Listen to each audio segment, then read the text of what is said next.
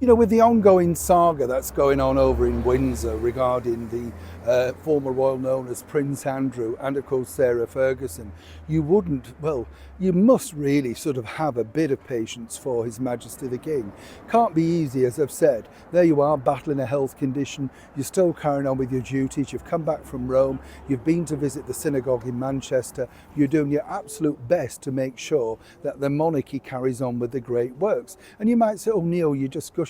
I think they do good things like that. You know, I thought it was nice to see him go and visit the synagogue, and you could see the compassion in him doing that. Likewise, what a wonderful historical moment to see him alongside the Pope. I mean, it's history in our time, isn't it?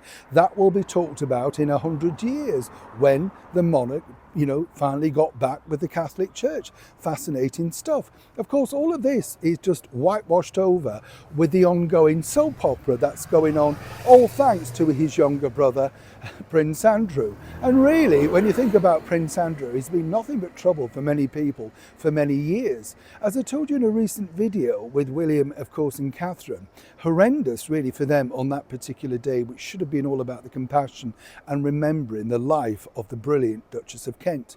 But now there's this. Let me explain. Morning, nice to see you, chums. Thank you so much for your time today, and as ever, welcome one and all brand new subscribers. Out and about as we always are across the streets of the United Kingdom in the very heart of London, and up and down our glorious country as and when we get the chance, and more importantly, chums, when it's not when it's not raining. Although, let me know in the comments, has it turned cold for you over here in the United Kingdom? Wherever you are, just let me know. I'd love to know. Dropped a lot in London right now, very, very severely. And you know, suddenly when you think to yourself, and men will know what I mean by this, is it now time for the long johns? Do you know what I'm saying? Yes, you suddenly think, a little bit chillier. But it just comes like that, doesn't it? I think we're always shocked by that. It's a bit like being shocked, of course, by all these royal scandals that seemingly never, ever stop. Now, here's where this gets interesting for me, because as you know, Andrew apparently is buckling down, wants to stay in Royal Lodge and doesn't see a reason for moving away, etc. Where this gets particularly interesting, in my opinion, is the fact that, well, obviously, they've tried many different things, and whether you want to agree with him or not, you know, he spent a considerable amount of his own money renovating a property that seemingly will now need to be paid off a lot.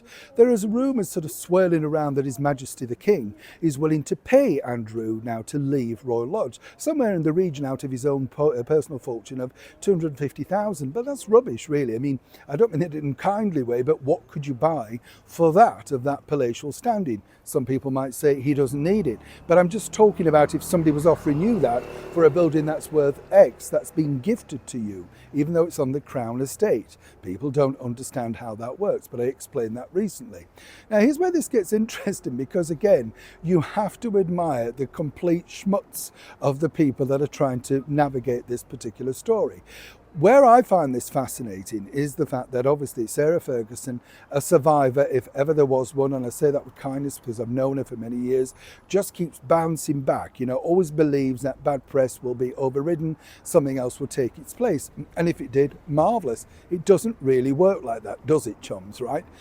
Now, according to an excellent source, you see, the reason why Andrew and both Sarah still want to remain in place in situ inside Windsor is this. It's something that apparently is very dear to them and was given to them by the late Queen. That's right, the corgis, Muick and Sandy. I love those though, don't you? Wasn't it a sort of poignant moment when the dogs were there during the funeral procession? Oh, very moving, wasn't it? Now, yes, Fergie very kindly offered to look after those particular corgis, and they've grown very, very close indeed. And according to a source, both Fergie and Andrew don't want to take the corgis away from the Windsor grounds because they will feel lost. It could be the worst thing for them. Apparently they're very attuned and go to certain areas where they went with the late Queen.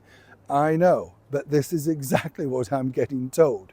Now, you know, you'd have to have a bit of a heart of stone, and we know, of course, that His Majesty the King is an animal lover. You know, he's got dogs, as have William and Catherine, and it's just a very, very clever tactic. It's one, though, that one might say, will they fall for it? Will they believe it? Will they do it? Whatever.